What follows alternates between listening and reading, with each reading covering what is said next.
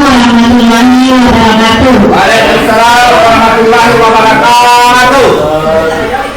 Baik, terima kasih yang saya hormati Bapak Ibu Guru yang sempat hadir di acara diseminasi pemahaman dan penerapan pengalaman budaya positif yang dibawakan oleh saya sendiri, calon guru penggerak angkatan 10 Kabupaten Sinjai. Jadi sebelum saya mulai, mari kita panjatkan puji syukur kehadirat Allah Subhanahu Wa Taala yang memberikan kita kesempatan dan kesempatan sehingga kita dapat berkumpul di tempat yang sebenarnya ini.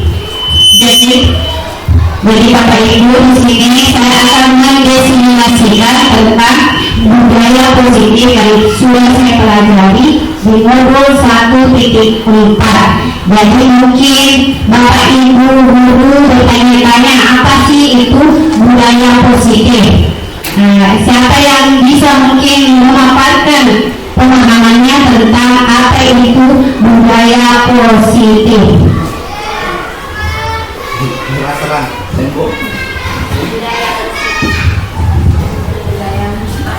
Budaya berarti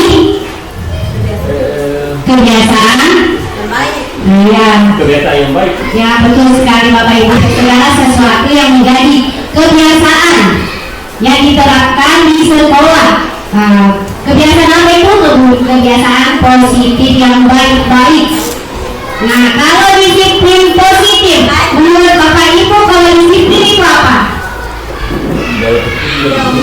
Disiplin. Ya, termasuk budaya positif. Tapi kalau disiplin menurut pemahaman Bapak Ibu itu disiplin apa? Tepat waktu, dokter, tepat waktu. Mematuhi peraturan. Apa lagi?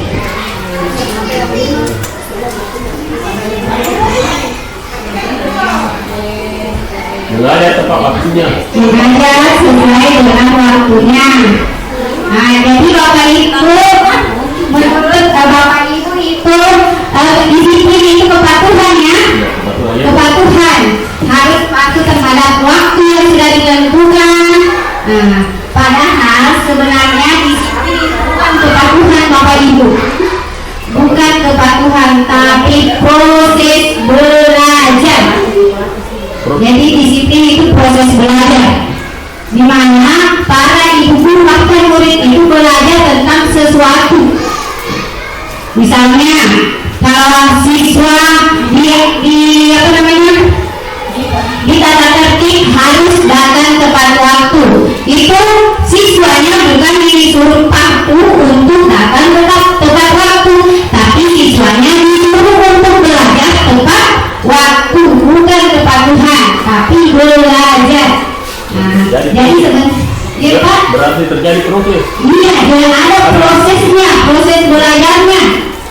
Bukan disuruh tepat tidak tahu waktu, ini 30 harus datang, tidak. Tapi dia harus diterapkan menuntun murid untuk datang 7.30. Bukan disuruh patuh untuk datang 7.30. Baik Bapak Ibu Guru. Nah, selamat datang Bapak Ibu Guru hebat. Mari belajar bersama, berkolaborasi, saling mendukung dalam mewujudkan disiplin positif di sekolah kita tercinta. Jadi tujuan saya kenapa melakukan diseminasi ini, supaya apa yang saya pelajari di modul 1.4 di guru penggerak juga bisa saya bagi kepada teman-teman. Yang mana sih dikatakan budaya positif dan disiplin positif. Nah, di sini yang saya akan bahas nanti tentang perubahan paradigma belajar. Pertama, perubahan paradigma belajar, bagaimana sih itu belajar menurut Bapak Ibu Guru. Dan yang kedua, disiplin positif. Ketiga, kebutuhan dasar manusia. Jadi apa-apa yang menjadi kebutuhan dasar manusia, bukan cuma kita sebagai guru, tapi juga sebagai siswa, kita harus ketahui tersebut. Yang keempat, motivasi perilaku manusia. Apa yang menjadi motivasi anak-anak, guru harus mengetahuinya supaya siswa tertarik untuk ke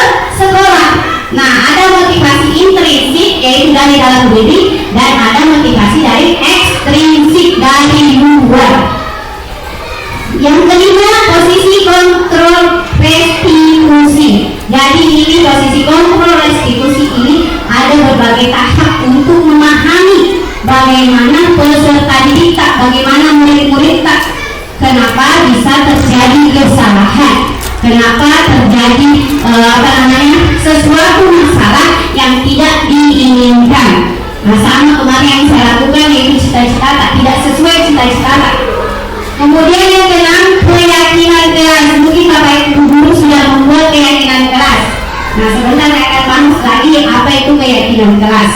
Kemudian yang ketujuh, segitiga restitusi.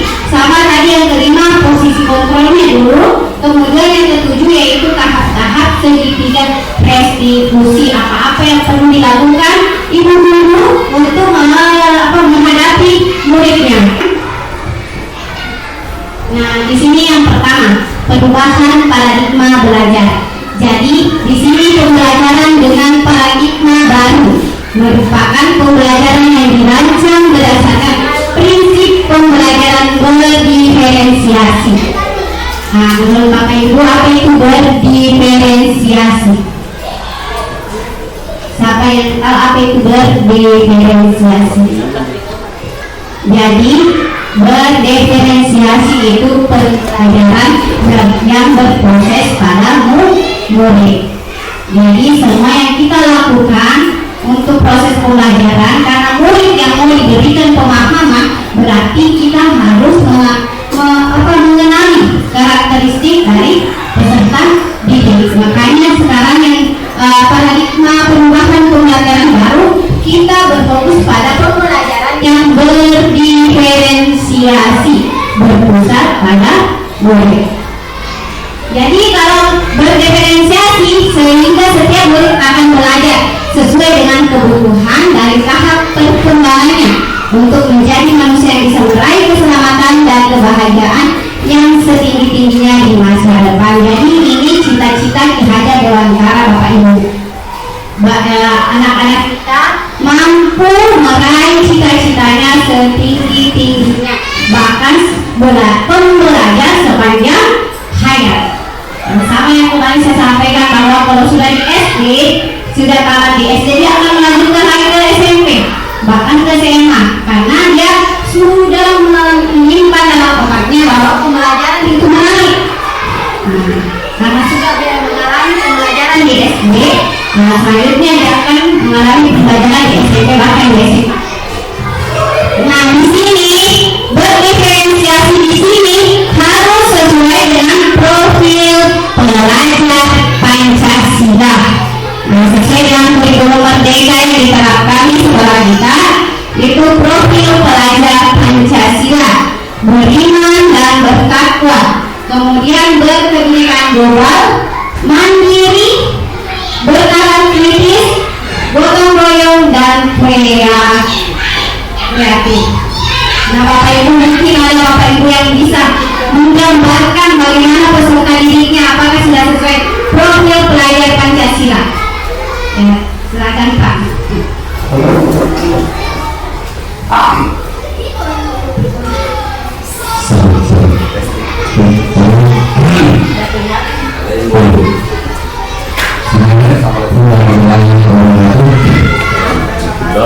Meskipun saya bercerita tentang karakteristik sesuai dengan karena dia materinya yaitu budaya disiplin.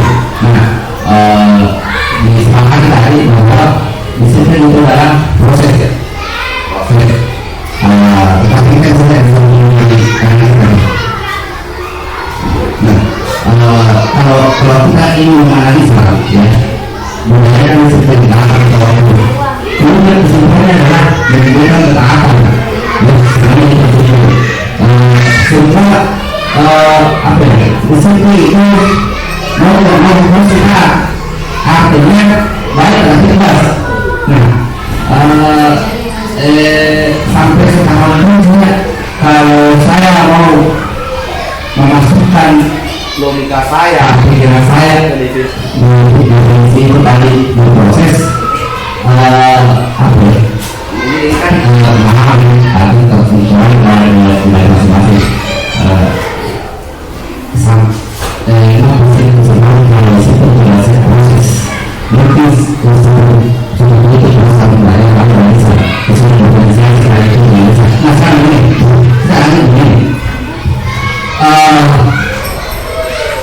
ada saya nggak tahu apakah beberapa atau catatnya sama dimana untuk atau ada apakah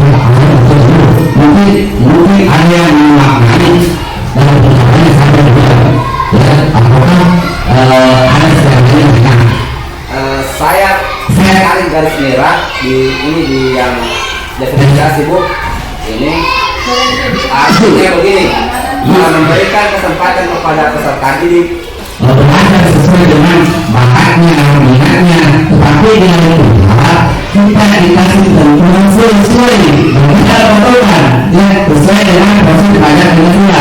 Otomatis ada kaitannya dengan di standar yang memang dicapai. Pertanyaannya adalah kita semua tadi mempunyai kata yang sama, punya ego yang sama, punya pemahaman yang sama.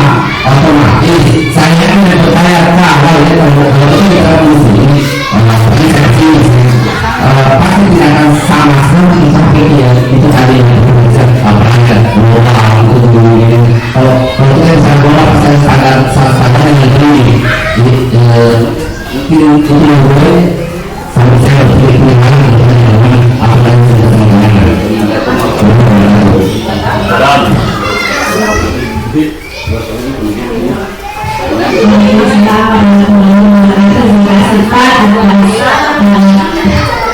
tanggapannya tentang berdiferensiasi yang diterapkan jika diterapkan di SDT. Jadi begini Pak, berdiferensiasi ini kita diharapkan mampu berdiferensiasi. Kenapa? Supaya kita melakukan pembelajaran yang menarik dan menyenangkan. Nah, sama seperti kalian sampaikan bahwa kita diberi patokan untuk akan belajar Pancasila. Nah, jadi gurunya di sini yang harus dibuat bagaimana caranya supaya siswanya yang dengan menggunakan proses pembelajaran berdiferensiasi bisa memunculkan pelajaran Pancasila. Nah, jadi tidak harus dia suka naik olahraga saja tanpa harus menentukan apa yang menjadi cita-cita kita. Kita lepas mereka tidak, tapi perlu namanya dikontrol. Makanya ada tadi posisi kontrol dulu bagaimana bisa menciptakan profil belajar Pancasila dengan penerapan berdiferensiasi. Apakah sama ya posisinya meskipun ini bukan subjek objeknya adalah sebagai kontrol nah kalau dia kadang begini ada patokannya adalah profil belajar Pancasila. Nah ini adalah kalau dia patokannya patokan yang mana itu adalah guru yang kedua adalah peserta didik ya digunakan sedikit. Terus kalau kita jawab kemarin itu kan ada KKN, otomatis patokannya KKN ya apapun itu ada pelajarannya. Nah apakah sama arahnya itu atau bagaimana dan prinsipnya informasi.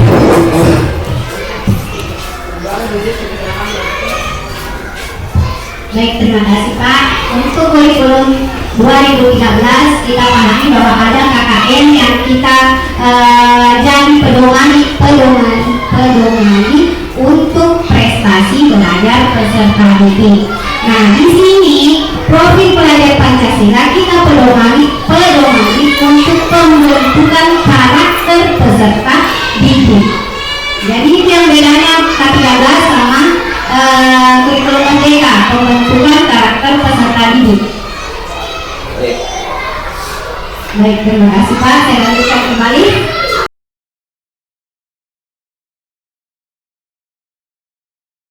Yang terjadi tentang teori kontrol. Nah, di sini saya sudah tampilkan bahwa ilusi guru yang mampu mengontrol muridnya. Yang kedua, ilusi guru bahwa semua penguatan positif efektif dan bermanfaat. Yang ketiga, ilusi guru bahwa kritik membuat rasa bersalah mampu menguatkan karakter. Dan yang keempat, ilusi guru bahwa orang dewasa berhak memaksa. Jadi itu yang menjadi miskonsepsi tentang teori kontrol kita yang dimiliki oleh guru, bahwa itu murid harus dikontrol. Itu murid kalau dikasih penguatan positif pasti bermanfaat, misalnya diberikan hadiah Nah, pasti dia akan rajin. Dikasih pujian, tepukan, bintang, itu dia akan rajin.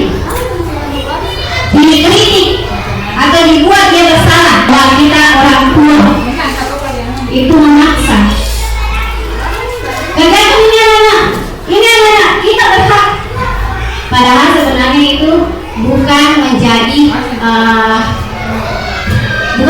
sesuatu yang baik untuk guru untuk diterapkan oleh peserta didik. Kenapa? Karena dia akan mencontoh kita apa yang telah dilakukan. Saya lagi Bu. Saya lagi. Terima kasih banyak Bu Fitri. Baik Pak, terima kasih atas tanggapannya. Ini Pak, kenapa saya ambil ini menurut Bapak ini? Ilusi bahwa orang dewasa berhak memaksa, seharusnya tidak. Nah, kalau Bapak seharusnya dipaksa untuk mendisiplinkan anak, tapi bukan kekerasan. Nah, begini Pak, di sini di teori kontrol yang saya pelajari bukan bilang memaksa ataukah harus dikasih kekerasan. Makanya saya menampilkan bahwa orang dewasa itu berhak memaksa. Karena posisinya guru di sini harus melakukan proses berdiferensiasi tanpa memaksa. Nah, kalau Bapak harus memaksa supaya disiplin nih. Nah, ada beberapa cara supaya siswa tersebut tanpa memaksa itu bisa disiplin. Makanya saya definisikan ini budaya positif. Nah, karena masih banyak guru-guru yang menyatakan dirinya saya orang dewasa berhak untuk memaksa siswa, tapi bukan bilang kekerasan apa misalnya tadi kerjakan tugas ini. Nah, siswa tidak mau kerjakan nih PR-mu kerja di rumah, kenapa besok tidak dikerja? Kenapa? Jadi itu kan sudah memaksa tuh. Nah, padahal itu tidak dibolehkan, tapi kita harus kreatif bagaimana guru tersebut melakukan pembelajaran yang berdiferensiasi. Misalnya harus tahu bagaimana karakteristik peserta tersebut. Memang sulit untuk memahami karakteristik peserta ini karena di sini siswanya 200 lebih, harus dipahami itulah tantangan seorang guru. Jadi bagi saya guru harus dipaksa untuk mendisiplinkan anak itu. Makanya saya definisikan bahwa itu miskonsepsi tentang teori kontrol, di mana guru yang memang orang dewasa tidak berhak untuk memaksa. Makanya kita pelajari pembelajaran berdiferensiasi supaya mampu memahami bagaimana menerapkan pembelajaran sehingga siswa kita itu disiplin. Nah, sama tadi yang disampaikan bahwa disiplin itu bukan kepatuhan, tapi proses belajar. Nah, kalau kita mulai dibaca tadi budayakan disiplin, ini yang di atas sebenarnya bukan ini sebenarnya di atas peraturan. Jadi saya membahas lagi sebentar ini tentang budaya yang di atas itu peraturan Pak, supaya guru-gurunya disiplin proses belajar, disuruh belajar datang tepat waktu, isi absen kehadiran setiap hari. Itu proses akan berulang terus supaya guru belajar, bahkan siswanya juga belajar. Nah, kalau sudah belajar pasti akan tertanam pada dirinya. Begitu tanpa harus disuruh lagi. Tabe isi absen, tabe data yang kita tepat waktu. Nah, kalau yang di atas itu sebenarnya kepatuhan, karena yang di atas itu bukan namanya keyakinan sekolah atau keyakinan kelas, karena yang buat di atas itu cuma satu orang. Yang buat itu budaya disiplin bukan satu orang, bukan beberapa orang, tapi cuma satu orang untuk diterapkan semua warga sekolah, untuk guru bahkan untuk siswa. Baik, saya lanjut. Oke.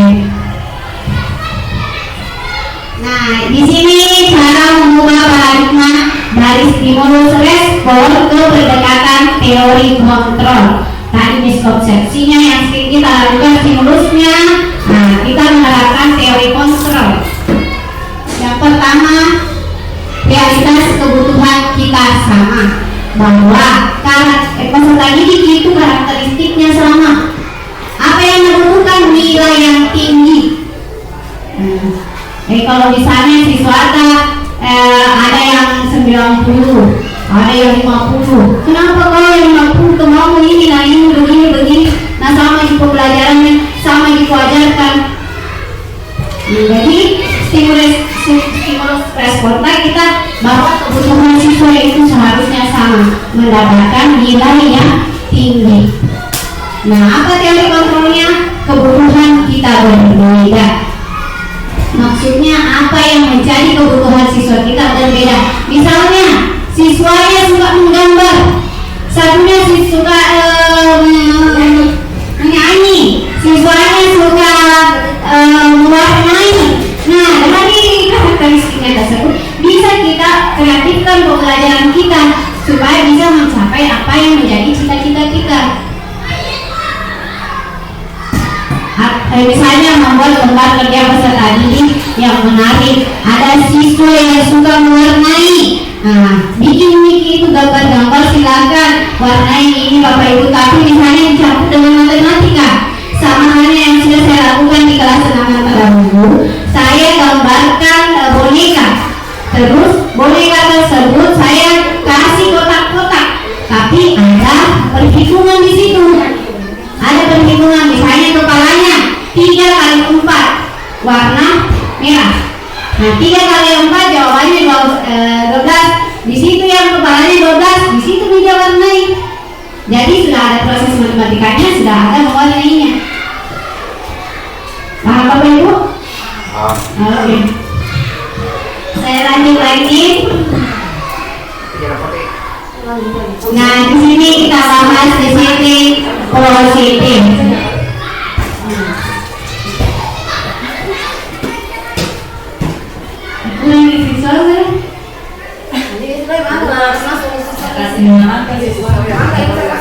Jadi di sini disiplin positif dalam budaya kita, disiplin yaitu sesuatu yang dilakukan seseorang pada orang lain untuk mendapatkan kepatuhan. Nah, itu tadi yang sudah disampaikan bahwa kepatuhan yang mau diciptakan. Mendapatkan kita cenderung menghubungkan kata disiplin dengan ketidaknyamanan. Kenapa saya katakan ketidaknyamanan? Kalau disuruh patuh pasti tidak nyaman. Lalu sama halnya kalau siswa yang dikasih kepatuhan pasti tidak nyaman. Sama kita sebenarnya, apa yang dialami oleh siswa kalau disuruh patuh yang tidak sesuai dengan keinginan pasti tidak nyaman. Ya, bertolak-belakan dengan kepribadian kita. Sebagai pendidik, tujuan kita adalah menciptakan anak yang memiliki disiplin diri, sehingga mereka bisa berperilaku dengan mengacu pada nilai-nilai kebajikan universal dan memiliki motivasi intrinsik dan bukan ekstrinsik. Jadi di sini saya memaparkan disiplin positif supaya Bapak Ibu guru bisa memunculkan motivasi intrinsik peserta didik, bukan motivasi ekstrinsik. Disiplin positif merupakan salah satu cara penerapan disiplin yang bertujuan untuk menumbuhkan kesadaran serta memberdayakan anak untuk melakukan sesuatu tanpa paksaan, ancaman, dan hukuman. Dari awal-awal saya sudah sampaikan bahwa disiplin positif itu bukan kepatuhan dengan mengancam atau memaksa peserta didik untuk patuh, tapi merupakan proses belajar supaya kebiasaan yang dilakukan terus-menerus sehingga menjadi kebiasaan peserta didik tersebut tanpa disuruh sudah melakukan. Begitu Bapak Ibu guru.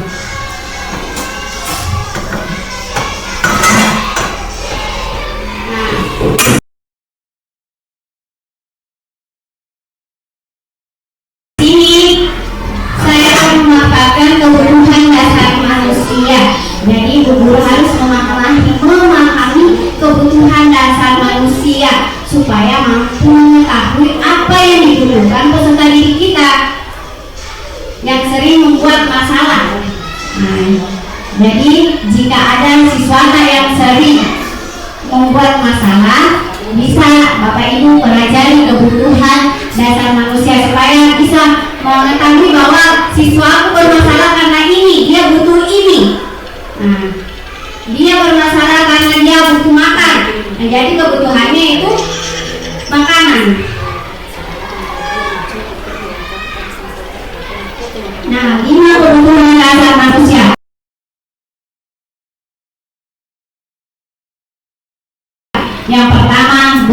bertahan hidup. Yang kedua, kasih sayang dan rasa diterima. Yang ketiga, penguasaan. Yang keempat, kebebasan. Dan 5, kesenangan. Yang pertama, bertahan hidup. Dia butuh makanan, pakaian, tempat tinggal, keamanan, dan kesehatan. Sedangkan kasih sayang yaitu rasa diterima, dipedulikan, kerjasama, menjadi bagian dalam kelompok. Yang ketiga, penguasaan, harga diri, keinginan untuk dianggap pemimpin, berprestasi, diakui, didengar. Nah, ini kira-kira masalah kemarin Bapak Ibu, kira-kira di kelima ini kebutuhan dasar yang mana? Kebebasan, mandiri, memiliki pilihan, mencoba hal baru, mampu mengendalikan arah dirinya. Kesenangan, bermain, humor, antusiasme, dan tertawa. Nah, saya kemarin kan ada masalah yang terjadi, kira-kira posisi kebutuhan dasar manusia itu berapa yang terjadi. Di sini saya sedikit membahas masalah yang ada masalah dua orang siswa. Nah, jadi Bapak Ibu saya minta menganalisis kira-kira 5 kebutuhan dasar manusia apa yang dimiliki ini siswa yang mengalami masalah. Jadi ada 2 siswa yang berkelahi karena diajak bermain tapi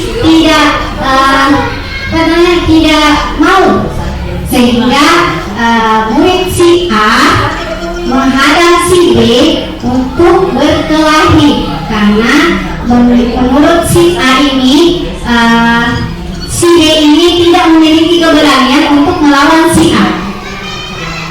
Jadi menurut Bapak Ibu, kebutuhan dasar manusia apa yang dimiliki oleh siswa? Kalau buat saya, terima kasih. Kalau menurut saya dia berada di bagian 3, yaitu penguasaan, karena dia mempertahankan harga dirinya sehingga terjadilah kejadian seperti lain.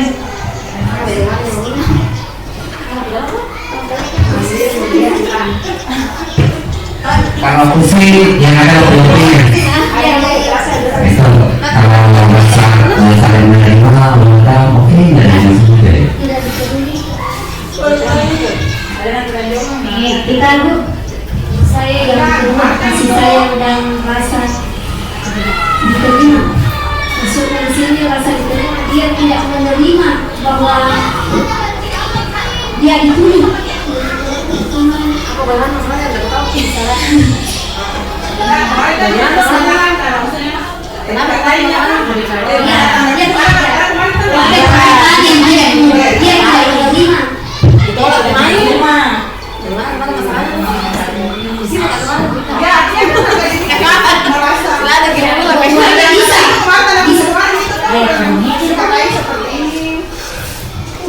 Baik, terima kasih. Saya ulang masalahnya ini. Jadi ada 2 orang siswa yang berkelahi antara si A dan si B. Si A ini mengajak si B bermain bola, tapi si B ini tidak mau karena kecapean. Nah, ini si A merasa marah karena tidak dipublis sama si B, sehingga mengatai si B. Si B ini marah. Si A ditolak sama si B. Nah, ini si B diejek sehingga marah juga si B. Nah, kemudian pas pulang sekolah, ini si A menunggu si B pulang sekolah. Nah, kemudian pas di pagar, si B ini tidak melawan, tidak menghubungi si A. Nah, sehingga mengajak lagi, si A lagi mengajak lagi, ayo berkelahi di sana. Dihadang si B ini. Nah, ini si B terpaksa mengikut. Jadi terjadilah perkelahian. terjadilah perkelahian. Menurut Bapak Ibu, apakah sudah di penguasaan atau dikasih sayang? Kasih sayang.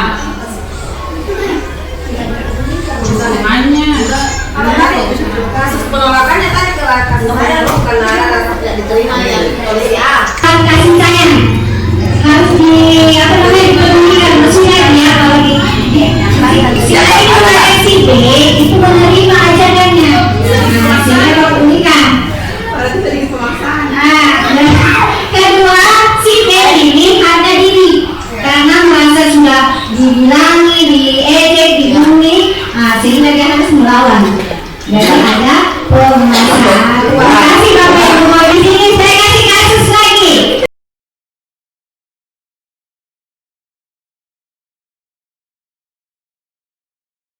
Mulai guru kelas 5 SD ramai sedang bingung menghadapi ulah salah satu guru di kelas bernama Aldi. Beberapa anak keladatan dan mengeluhkan Aldi yang seringkali meminta bekal makan siang mereka dengan paksa. Jika Anda menghadapi situasi seperti Ibu Rani, apa yang Anda lakukan? Menurut Anda kira-kira alasan Andi melakukan hal itu? Mari terima tadi kebutuhan dasar manusia. Kira alasan Andi melakukan hal itu?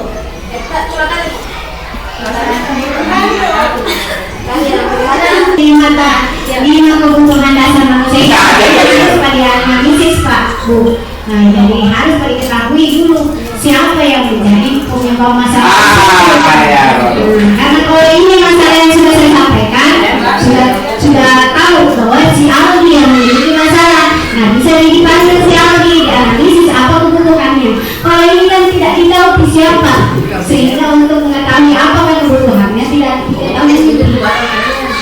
Itu apa? Jadi bertanya mana? Jangan tertulis ya, tidak boleh tertulis. Nah,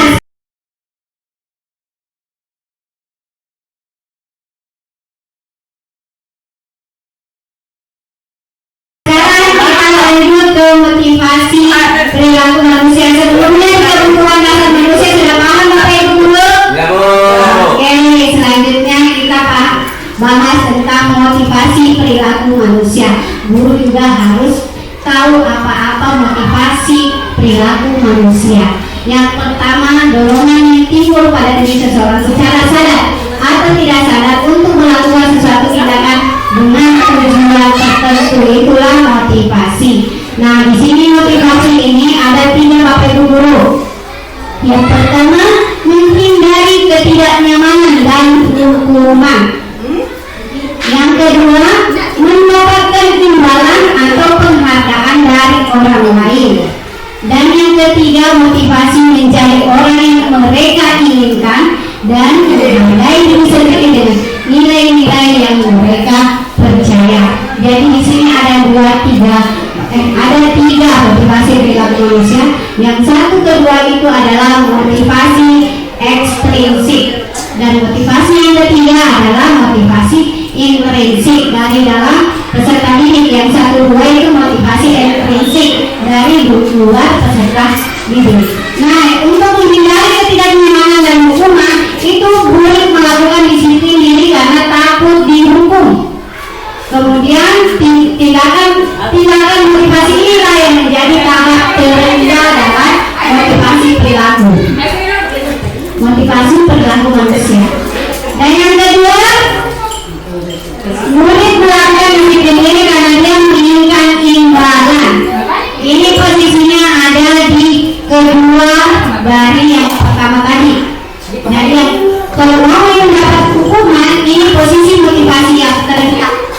Jadi kalau misalnya mengerjakan PR-nya di rumah untuk diperiksa besok, kita harus tahu apakah motivasinya itu karena dirinya sendiri ataukah kan jangan sampai dia takut karena mungkin akan dihukum besok berdiri, ataukah lari lapangan, ataukah disuruh membersihkan WC, ataukah disuruh membuang sampah. Itu merupakan posisi paling terendah. Kemudian yang kedua itu mendapatkan imbalan. Murid melakukan disiplin karena dia menginginkan imbalan. Misalnya Peserta didik kita antusias menjawab karena selalu ingin dipuji. Nah, dikasih hadiah. Nah, itu bukan dari motivasi intrinsik tapi ekstrinsik. Yang ketiga, murid melakukan disiplin karena sadar akan nilai kebajikan. Nilai ini adalah motivasi yang akan membuat seseorang memiliki disiplin positif. Jadi yang ketiga ini diharapkan bisa diterapkan di peserta didik karena motivasinya memang dari dirinya. Dia datang tepat waktu karena memang tanggung jawabnya. Dia membersihkan kelas di waktu pikirnya karena memang tanggung jawabnya.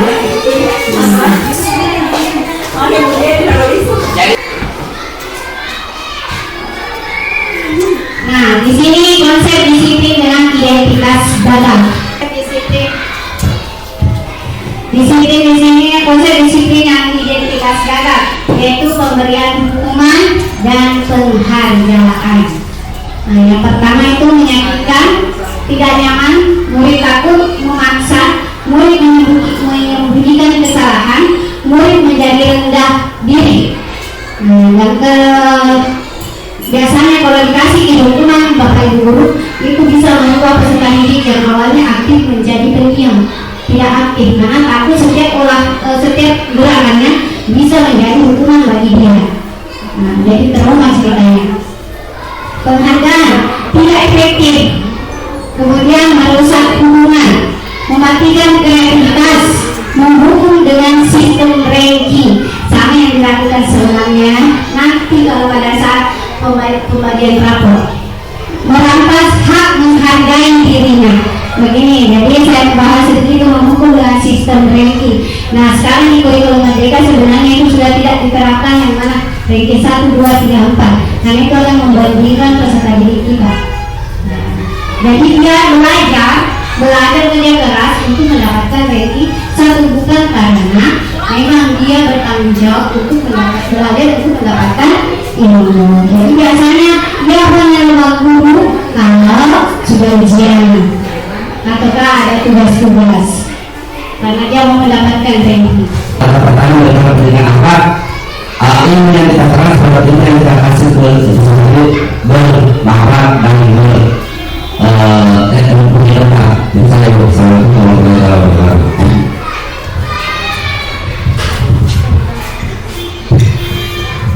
Terima kasih Pak.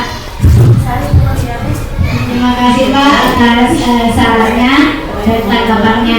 Jadi saran kasihkan yaitu dimana kita dalam proses pembelajaran kita harus membentuk akhlak peserta didik supaya apa yang menjadi proses pembelajaran kita bermakna daripada cuma mentransfer ilmu tapi hasilnya itu cuma paksaan. Baik, di sini saya tampilkan lagi yang menjadi konsep disiplin dengan identitas sukses. Jadi di sini peran saya untuk memunculkan Bapak Ibu guru mempelajari bagaimana kita mampu menjadi guru yang bisa disenangi oleh peserta didik. Jadi guru yang sukses itu bukan guru yang mendapatkan siswanya yang berprestasi, tapi guru yang selalu ditunggu oleh muridnya.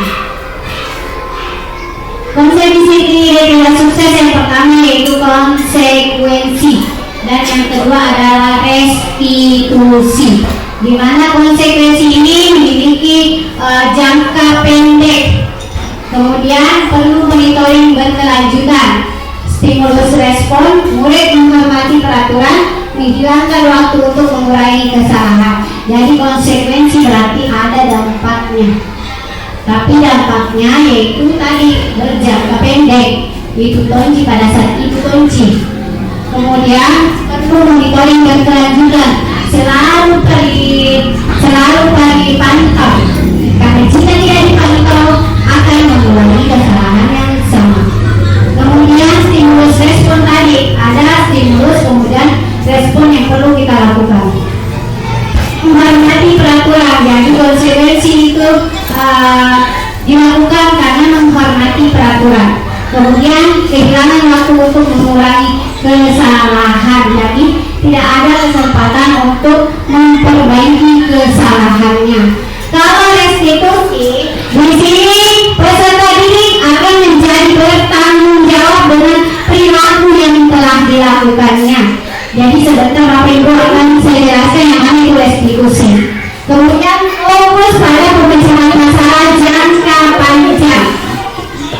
Ketiga, murid menghormati dirinya dan orang lain.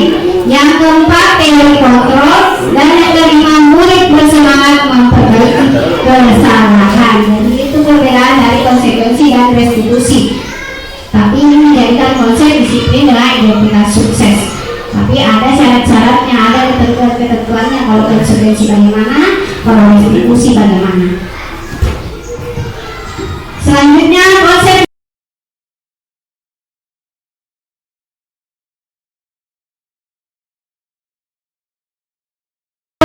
menciptakan kondisi bagi murid memperbaiki kesalahan mereka sehingga mereka bisa kembali pada kelompok mereka dengan karakter yang lebih kuat.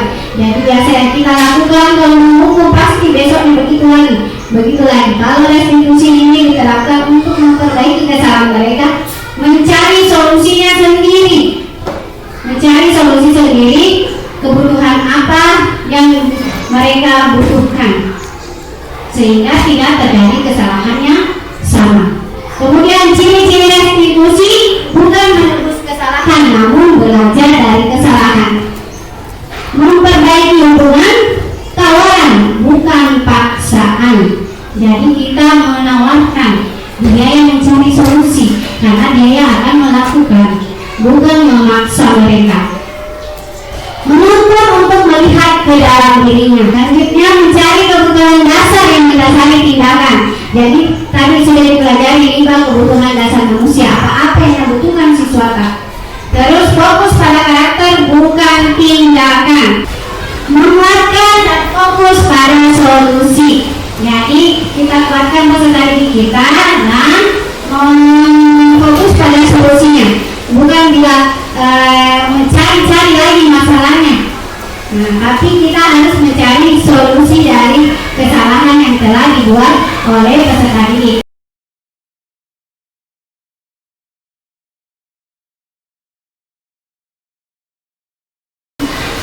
Nah, di sini perbedaan antara hukuman, konsekuensi, dan restitusi. Jadi kalau hukuman, guru di sini kasusnya murid sering membuang sampah sembarangan. Nah, kalau dihukum, ya contoh di murid, kalau kita di posisi penghukum, dia itu terkadang menghukum murid dengan membersihkan WC sekolah. Yang terlambat, sana WC bersihkan. Nah, di sini guru marah dan murid menjadi takut. Kita dalam posisi penghukum. Sedangkan konsekuensi, guru memberikan konsekuensi dengan meminta murid membuang sampah di tempatnya. Jadi kalau sudah dilakukan itu sampahnya, kita lihat, itu sisanya disuruh ambil kembali, kemudian dibuang pada tempatnya. Apa yang menjadi akhirnya? Guru tegas dan murid mematuhi aturan. Kalau restitusi, guru menanyakan keyakinan kelas atau sekolah, kemudian membantu siswa menyelesaikan masalahnya. Apa yang timbul? Guru terbuka dan murid menghormati dirinya serta orang lain. Misalnya, jika siswa tersebut membuang sampah sembarangan, terus kita tanya kenapa buang sampah di sana? Tidak ada tempat sampah, Bapak Guru. Oh baik, sini kita bikin tempat sampah. Nah, jadi sampahnya bisa kita buang sesuai dengan tempatnya. Jadi siswa tersebut menghargai dirinya, kita juga bisa menjaga kebersihan. Begitu Bapak Ibu bedanya dari hukuman, konsekuensi, dan restitusi. Saya kasih satu contoh ini. Kadang-kadang guru-guru yang piket pasti ini. kadang-kadang mengeluh. Siswanya siang begini disuruh gini, nah hilangin tahu itu pokoknya tak apa saya pakai bahasa. Nah, pada saat kita mendapatkan kasus seperti itu tadi, contohnya si Pak Asrang, murid, kalau nak ambil sampah, dia nggak mempedulikan apa tawarannya gurunya, sampai-sampai dia kabur atau keserotan. Nah, jadi kemungkinan besar apakah kita pakai restitusi atau bagaimana ini Bu? Nah, saya yang bertanya, kalau kita pakai restitusi dulu itu harus berada di regulasi dulu. Artinya ada prosesnya katanya. Nah, sebenarnya ini sudah berjalan nih, nah, baru ada seperti itu. otomatis kalau saya secara alamnya pasti dua sih. Kalau saya tidak marah-marah, saya akan takut. itu yang kedua perlu tegas dan perlu mengatur undang. Nah itu. Nah kalau saya terbuka Mumpanya itu kalau kita dulu yang sebenarnya adalah itu kasus saya suruh buang ambil sampah terus seandainya nanti sampah baru besar sama gunungnya ada sampah, oke mending. Tetapi umpamanya Bu Rosmia suruh siswanya si Pak Anus umpamanya langsung dia jalankan, nah lihat saya itu sampah tidak. Nah, apa kira-kira solusinya? apa yang dikatakan yang harus dilakukan? Oke, terima kasih. Baik, terima kasih Bapak. Di sini saya akan menjelaskan sedikit. Jadi Bapak bertanya apa yang perlu dilakukan dan yang mana dari ketiga tersebut. Kalau menurut Bapak tadi itu yang satu dua. Sebenarnya kalau saya sudah sampaikan bagus itu restitusi. Kenapa? Karena kita akan membuat peserta didik itu melekat apa yang menjadi masalahnya. Jadi dia tidak akan mengulang lagi. Kalau yang di konsekuensi itu pasti jangkanya pendek pada saat itu kunci. Nah, kalau restitusi di sini, Bapak tadi menjelaskan bahwa kalau saat itu pula kita disuruh, apakah harus langsung dikasih restitusi padahal sudah berlangsung. Nah, ini restitusi setelah Pak. Jadi setelah itu harusnya kemudian berkoordinasi sama guru kelasnya, kita bisa panggil di siswa dengan menggunakan langkah-langkah restitusi. Karena memang ada tahapnya di sini restitusi. Jadi dia perlu validasi menstabilkan identitas namanya. Kenapa dia melakukan hal tersebut? Kemudian validasi tindakan yang salah. Jadi kita menanyakan apakah tindakan tersebut benar, apakah mengabaikan guru itu untuk sama benar atau salah. Dia akan menjawab sendiri. Salah guru, tidak guru. Nah, kemudian kita mencari solusinya, tapi bukan kita yang bukan kita yang bukan kita yang kasih solusi. Biasanya itu apa yang perlu kita lakukan? Apakah sesuai dengan keyakinan kelas kita? Apakah sesuai dengan keyakinan sekolah kita atau tidak? Apa solusi kita? Mungkin mendengarkan perintah guru, mengungut sampah, begitu Bapak Ibu guru. Jadi itu yang dia sendiri yang akan melakukan, bukan kita. Kalau bukan padahal tindakan saat itu yang harus dilakukan oleh guru pada saat mendapatkan siswa seperti ini.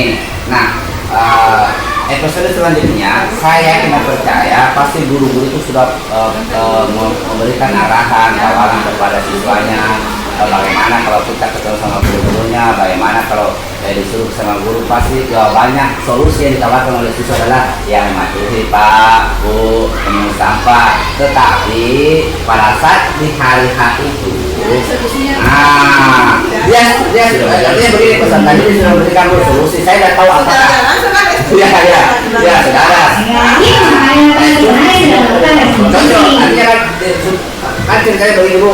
Itu kan harus ada proses sebelumnya, ada prosesinya. Ini sudah terjadi sebenarnya, prosesinya itu sudah marahan itu. Kita kadang-kadang lepas, karena saya juga pernah menjadi wali kelas. Nah, kusir untuk ke guru bagaimana bagusnya? Begini Pak, begini Bu. Kalau ada sampah bagaimana? Diambil Pak, begini. Dibuang di mana? Tempat sampah pada itu ada Pak. Tapi pada saat dapat guru lain dengan kejadian itu tadi, nah apa? Itu maksud saya begini, apa sih memang bicara guru pasti nanti jangan sampai nanti guru lagi serba salah. Ini saya yang paling ingat itu kalau guru selalu disarankan yang seperti ini. Restitusi meskipun sudah berkelanjutan, maksudnya sering nih. Karena itulah yang menjadi tahap yang terbaik untuk dilakukan guru. Karena kalau saya sudah jelaskan yang konsekuensi itu cuma jangka pendek dan atau perilaku atau sikap yang harus dilakukan seorang guru pada saat itu kejadian kemarin gini. Masalah. Maksudnya saat itu langsung gimana? Begini, anggap ada siswa. Ini sampah nih. Nah, apa yang saya harus lakukan? Kalau begini modelnya juga. Suruh nih Kak, ada yang taruhan. Saya langsung bilang, aduh itu Bu, apa yang saya harus lakukan? Bro. Baik, terima kasih. Jadi mungkin kalau memang siswanya sudah lewat di hadapan Bapak Ibu, mungkin bisa guru yang apa guru yang mau. Itu yang saya mau. Iya, karena kita jadi panutan, jadi kita yang kalau mau ngisuri siswa yang bedanya dia. Nah ini main kalau bukan kita. Kira-kira hilang itu guru ngomong sama orang-orang. Tapi guru juga tidak bisa sebagai guru. Alhamdulillah. Kita tahu karakteristik kesehatan kita itu berbeda-beda. Jadi mungkin kenyataan dan realita dan apa yang menjadi pembelajaran yang ada tidak sesuai dengan tidak sesuai dengan kenyataan realita. Tapi inilah yang perlu kita lakukan. Kenapa? Karena kan memunculkan siswa tersebut melakukan hal yang diri sendiri, bukan karena paksaan. Jadi begitu Bapak Ibu Guru. Sama ada biasa saya lakukan. Kalau misalnya peserta itu melakukan kesalahan sama, saya akan menanyakan kenapa Ki. Meskipun besoknya dia begitu lagi. Terkadang memang saya juga mengeluh. Tapi kita kan manusia biasa, beda apa? Cuma melakukan apa yang emang bisa kita lakukan dan itu bagus untuk dilakukan. Jadi makanya namanya dibilang budaya positif, kan? Disiplin positif. Nah,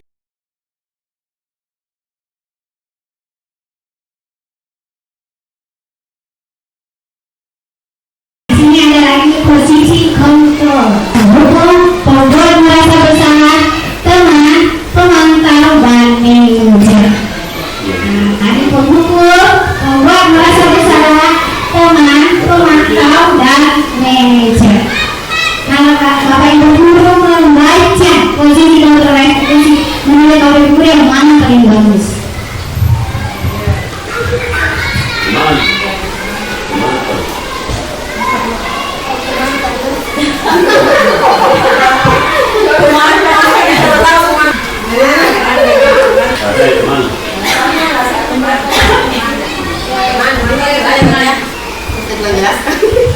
Siapa Bapak Ibu yang bisa menjelaskan menurut Ibu yang mana bagus di posisi?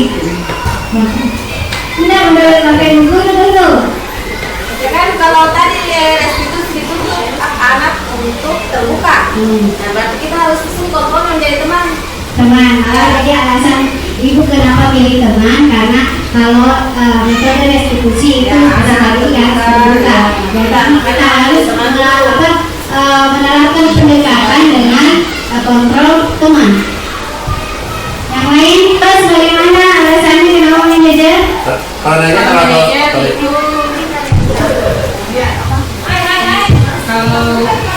manajer itu mempersilahkan murid untuk mempertanggungjawabkan perilakunya dan mendukung juga murid untuk menemukan sebuah solusi. Ya. Baik, terima kasih. Tepuk tangan untuk Bapak Diana.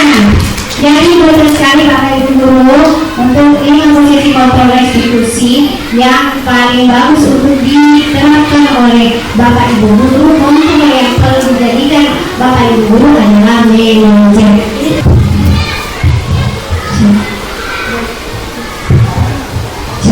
Baik, terima kasih bersama-sama. Lima posisi kontrol restitusi yang diberikan sebenarnya menurut saya manajer adalah titik final atau titik akhir daripada sebuah evaluasi daripada untuk membuat bersalah dengan teman dan pemimpin. Kenapa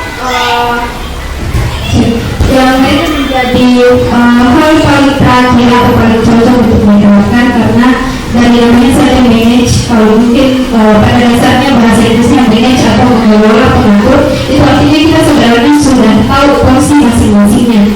Beraneka karakter yang kita hadapi, kita sudah memahami bahwa seberapa banyak porsi yang akan kita berikan pada anak yang satu atau pada anak yang kedua. Jadi mungkin itu yang bisa saya tangkap dari penjelasan Ibu Fitri ini terkait dengan itu. Terima kasih.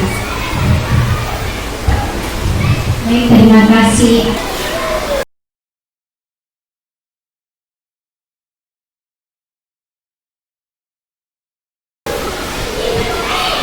Oke, di sini contoh penerapan 5 posisi kontrol penghukum patuhi aturan sekolah lalu berdiri di depan kelas.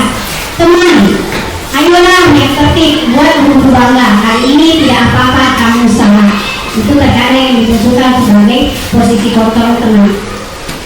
Pemantau, kamu sudah melanggar apa peraturan yang kamu langgar dan apa konsekuensinya.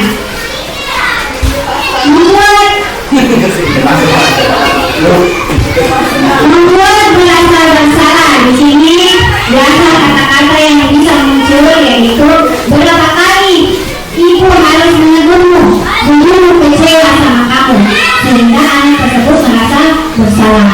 Manajer, apakah kamu tahu kesalahanmu? Kira-kira bagaimana kamu memperbaiki kesalahanmu? Jadi ini kata-kata yang perlu dipakai jika kita mengambil posisi penghukum, pemantau, membuat merasa bersalah, ataukah manajer.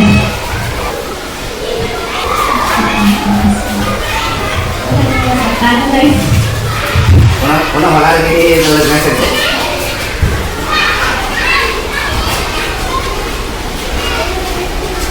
Nah, jadi di sini ada tadi kata-kata yang saya tampilkan, siapa-siapa yang mengatakannya.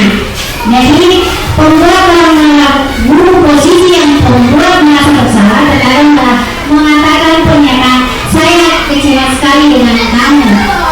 Biasanya tidak begini, sekarang kenapa begini, di kelas 1 ranking saya ini kenapa di kelas 2 dari menurut saya kecewa sama kamu. Terkadang itu guru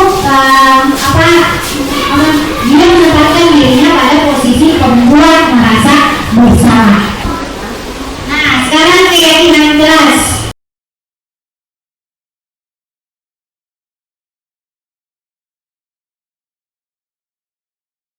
Tadi kita bahas apa itu keyakinan kelas. Jadi ini keyakinan kelas beda sama kesepakatan kelas.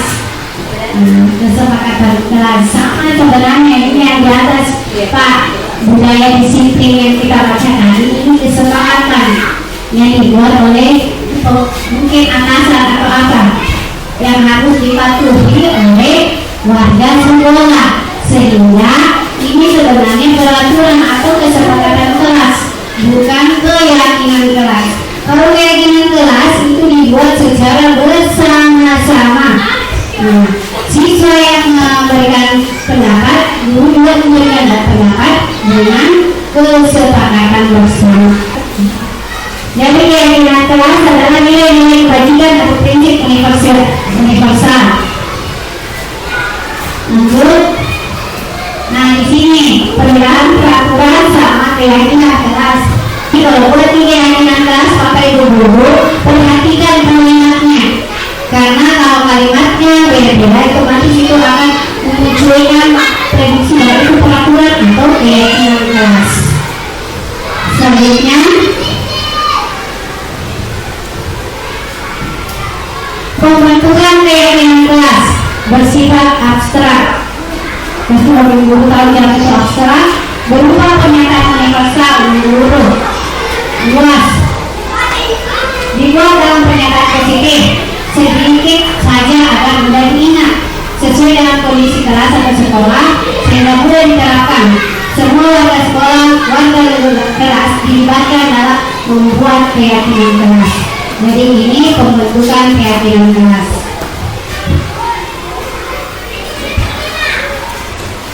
Selanjutnya tadi segitiga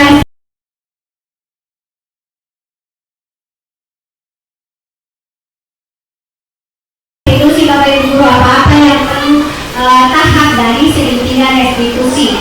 Itu restitusi proses dialog yang dijalankan oleh guru agar dapat menghasilkan murid yang berdiri dan bertanggung jawab. Jadi tahap yang pertama itu menstabilkan identitas. Yang kedua, memvalidasi tindakan yang salah. Tadi sudah dikasihkan contoh. Ketiga, menanyakan keyakinan. Kira-kira benar ini kita lakukan? Apakah keyakinan kelas apa yang sudah dilanggar. Jadi siswa tersebut diberi pemahaman apakah sudah benar apa yang anak lakukan, apakah sesuai dengan keyakinan sudah dilakukan, tapi apa keyakinan apa yang sudah dilanggar.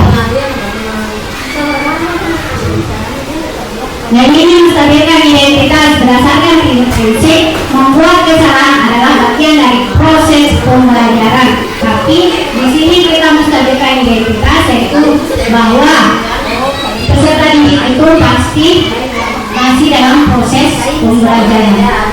Kemudian berbuat salah itu wajar. Jadi ini bisa dimunculkan pada saat kita melakukan restitusi kepada peserta didik kita. Membuat salah itu wajar. Tidak ada manusia yang sempurna. Ibu bapak juga pernah melakukan itu. Ibu bapak tidak mau mencari siapa yang salah, tapi ibu bapak ingin mencari solusi dari permasalahan ini. Kamu berhak merasa begitu. Jadi di sini kalimat-kalimat yang bisa digunakan untuk menstabilkan identitas pada saat proses restitusi. Kedua, validasi tindakan yang salah, di mana berdasarkan prinsip setiap perilaku berupaya memenuhi suatu kebutuhan tertentu.